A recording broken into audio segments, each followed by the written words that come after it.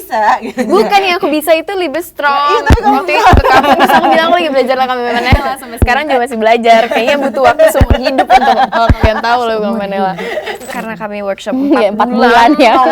Ketemu tiap hari. Setiap hari. Dan saya tuh orangnya cukup introvert sebenarnya kalau misalnya di luar keperluan kerja. Instead of bilang ada Fatimah di Ariel Tatum, aku lebih bilang ada Ariel Tatum di Fatimah. Ya, ya.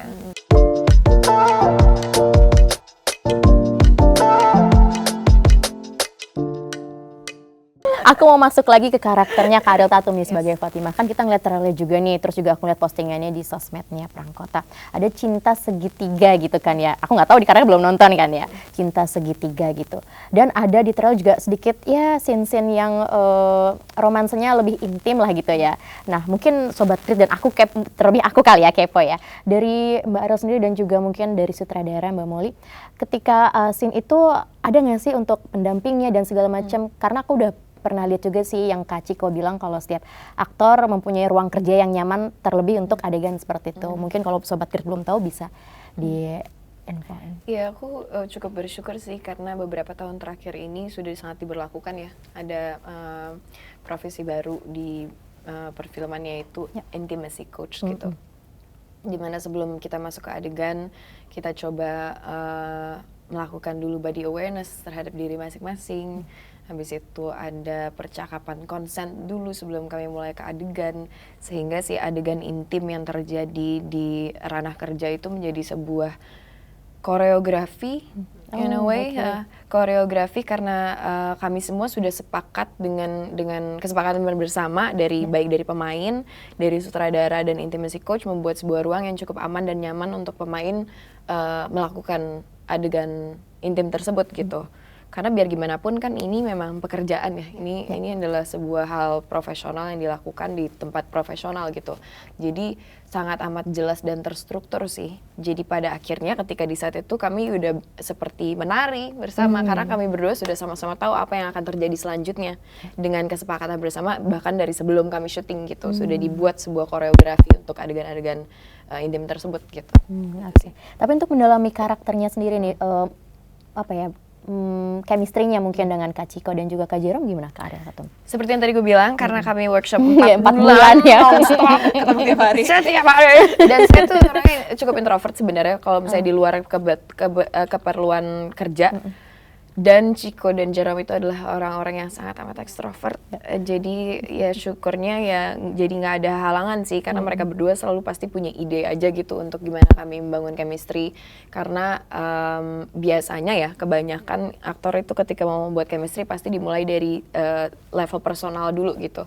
Jadi kami kenalan dulu karena kebetulan ini project pertama kali kami benar-benar bertiga bareng-bareng dan di film ini akan selalu bertiga terus. Jadi kami coba untuk kenalan dulu sama masing-masing, habis itu baru kita masuk ke dalam karakternya untuk saling bersama-sama membangun dinamika hubungan antar karakter gitu. Gitu sih. Oke. Nah, tapi untuk mendalami karakternya sendiri lagi nih Kak, sebagai Fatimah gitu. Ada nggak sih persamaan atau yang beda banget nih dengan Kak Ariel Tatum? Menurut lo apa persamaan gue sama Fatimah Mamol? Elegan. Mukanya sama ya, iyalah ya. Iya, beda dong. Kan gue di aging alis gue beda. Terus dikempang ya. Punya elegan, apa ya? Instead of bilang ada Fatimah di Ariel Tatum, aku lebih bilang ada Ariel Tatum di Fatimah. Jadi ada her charm gitu, ada her elegance gitu. Apalagi ya? Ada Tangguhnya style ya.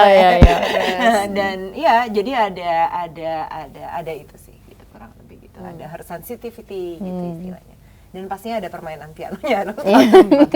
Ya memang diberikan ke Fatimah karena Ariel Tatum. Fatimah karena Ariel Tatum. Gitu. Karena jadi karena karakter Fatimah itu tadinya kan sebenarnya di skenario awal itu nyanyi ya, kalau nggak salah ya di adegan itu dia menyanyi gitu. Tapi ketika kita workshop ngobrol nih sama Ariel, kita lagi nggak tahu ya lagi ngomongin random. Kita kadang suka ngobrol random gitu. Dan tiba-tiba dia aku lupa lagi ngomongin apa, dia mention kalau dia main piano. dia main piano dan dia bilang dia main Chopin dan Piano klasik. dan dia bisa main. Dan nggak ada yang satu yang nge-trigger gue adalah dia bilang, aku tuh suka dengerin musik klasik, aku kalau nulis gitu seneng, nggak bisa denger musik yang nggak, sebenarnya yang general aku jarang denger musik yang ada lirik ya gitu istilahnya. Jadinya pas dia bilang dia bisa main Franz Liszt La Campanella, kalau nggak tahu coba di Google aja La Campanella pakai C ya, Campanella, coba Google lihat sesusah apa, dan itu aku kaget gitu istilahnya. Jadi maksudnya kalau bisa dibilang bisa main piano kan luas ya artinya ya. Ini spesifik gitu, lihat soal Campanella. Hah, kamu bisa main gitu? Iya. Lagi belajar waktu itu gue. Nggak, kamu bilang kamu bisa gitu. Bukan, yang aku bisa itu Liebestraum. Iya, tapi kamu Waktu itu ke kampus aku bilang aku lagi belajar lah Campanella, sampai sekarang juga masih belajar. Kayaknya butuh waktu seumur hidup untuk kalian tahu loh Campanella. Terus kamu bisa lah Campanella? Iya. Terus aku waktu itu memang udah ada satu lagu di filmnya yang memang ada. Oh berarti dalam hati nih kata hati gue gitu, PO ya gitu. Bisa dong dia main. dan akhirannya aku waktu itu aku izin sama kamu dulu nggak sih? Nggak ya? Apa langsung kutulis? Enggak, kamu saja? langsung. Kamu main piano ya Ariel juga gitu. Langsung ditodong. Tiba-tiba dapat draft baru, scene itu udah aku rewrite dan dia udah main. Ya, beberapa scene yang nggak cuma satu gitu, ada beberapa scene. Gak sabar mau lihat ya, Ariel Tatum main piano itu ya, susah banget ya kayak. Iya, susah karena memang cukup berbeda genrenya dengan musik-musik klasik yang biasa aku mainin gitu. Oke, nah ini kan perang kota, ada senjatanya nih Mbak Danka. Itu senjatanya banyak yang komen itu beneran dummy atau gimana? Tapi aku baca katanya ada yang bener di tahun segitu ya. Kalau jadi gini, kalau syuting film, karena aku pernah syuting dengan senjata sebelumnya. Kalau syuting film senjata modern itu ada versi airsoft gun ya, gitu istilah. Tapi kalau senjata klasik itu nggak ada. Kalau senjata klasik memang harus pakai asli gitu. Apalagi terutama kalau adegan-adegan shot. Maaf ya, saya bukan aktor profesional. Saya nggak pernah latihan vokal. Nggak mau belibet. Jadi kalau syuting, apalagi shot ketika kita mengambil gambar yang spesifik itu seperti close up gitu, itu memang tidak bisa. Bahkan kalau yang airsoft gun tadi yang aku bilang, kalau close up juga kita harus tetap pakai beneran gitu istilah, karena kelihatan banget detailnya.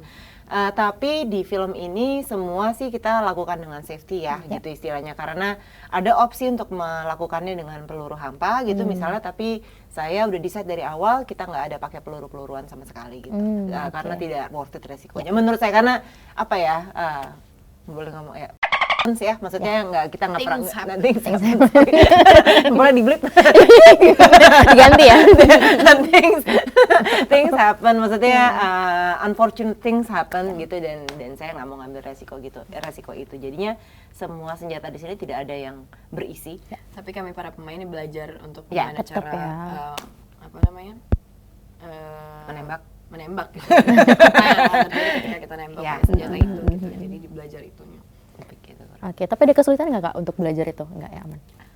Cukup menyenangkan sih kami selama workshop fighting dan tembak-tembakan tuh menyenangkan banget. Justru gue dan itu seru banget sih. berat banget ya. Itu yang kamu pegang di kan ada di trailer ya. Iya.